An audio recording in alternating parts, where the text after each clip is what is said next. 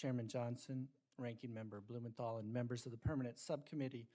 On July 4th, 2015, my then partner's son was diagnosed as being on the autism spectrum. I was in a PhD program in political economy at the University of Sydney, where I had access to almost all current scientific and medical journals. I wanted to better understand what was happening, so I went to the CDC's webpage on the causes of autism. As a PhD student, I was trained to focus on primary source documents, so I read all the references and their footnotes. To my surprise, I quickly discovered the CDC's narrative did not add up. Claims that autism is genetic don't make sense because autism prevalence was rising too fast. There's no such thing as a genetic epidemic. Then the CDC blamed valproic acid, a treatment for epilepsy that is contraindicated in pregnancy, and thalidomide, which was never approved for use in the United States. Finally, the CDC pointed to advanced parental age, but the odds ratios were modest, and the increase in the proportion of older parents is insufficient to explain the surge in autism prevalence. Furthermore, the cost of autism was already in the hundreds of billions of dollars a year in the US, and yet government was not responding with a sense of urgency. I changed my doctoral thesis topic to the political economy of autism and spent the next 4 years reading and analyzing nearly everything that's been written on autism prevalence, causation, and cost. In 2019, my thesis passed rigorous external peer review. It's now in the top 10 of the most downloaded doctoral research papers in the history of the University of Sydney. Since then, I've continued my research with Children's Health Defense as an independent journalist and as a fellow at Brownstone Institute. Here are the facts. In 1970, the first autism prevalence study in the US found an autism rate of less than 1 in 10,000 children. According to a study by the EPA, sometime around 1987, the autism rate in the US began to skyrocket. The most recent report from the CDC showed that 1 in 31 8-year-old children in the US in 2022 were on the autism spectrum. That's a 32,158% increase in the last 52 years.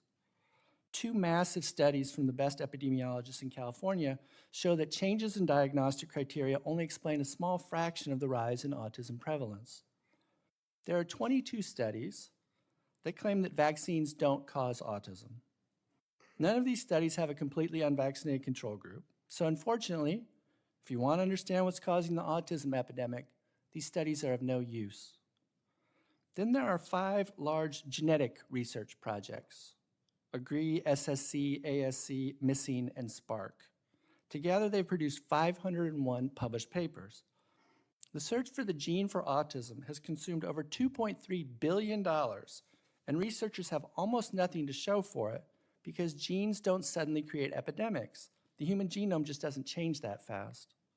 Then there are 4 large epigenetic research projects, so genes in the environment: CHARGE, MARBLES, SEED, and EARLY. Combined, they've produced 437 publications that look at the effects of air pollution, pesticides, fluorinated substances, PCBs, nutritional factors, flame retardants, maternal metabolic conditions, and volatile organic compounds.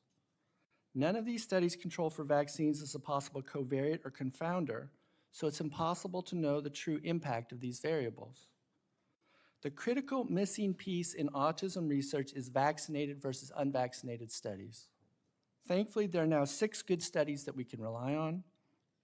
Unfortunately, these studies have been systematically suppressed and ignored by the mainstream media and the medical establishment. 2 studies by Gallagher and Goodman show that the birth dose of the hepatitis B vaccine significantly increases autism risk. 3 studies by Anthony Mawson confirm that vaccination increases the odds of developing autism by at least 4.2-fold. Preterm birth, coupled with vaccination, increases the odds of neurodevelopmental disability by more than 12-fold compared to preterm birth without vaccination. And finally, a study by Hooker and Miller published in 2021 found that vaccination increases autism risk 5-fold.